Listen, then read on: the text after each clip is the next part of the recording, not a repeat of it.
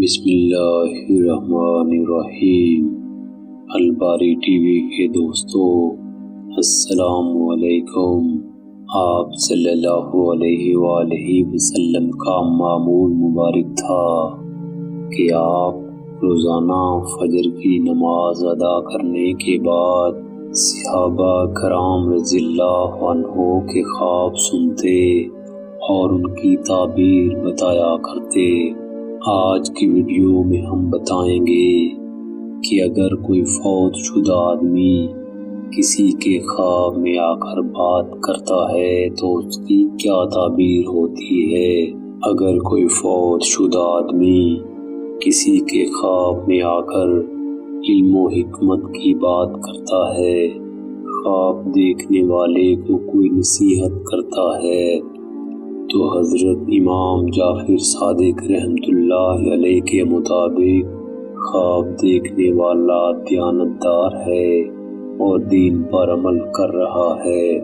اور اگر کسی نے خواب میں فوت شدہ آدمی سے پوچھا کہ تو مر گیا تھا، اور مرنے والے نے کہا میں تو زندہ ہوں، تو اس کی تعبیر یہ ہے کہ مرنے والا شخص اچھے حال میں ہے اور اللہ اس فوت شدہ آدمی سے خوش ہیں اور اس کو اپنی رحمت سے نواز رہے ہیں۔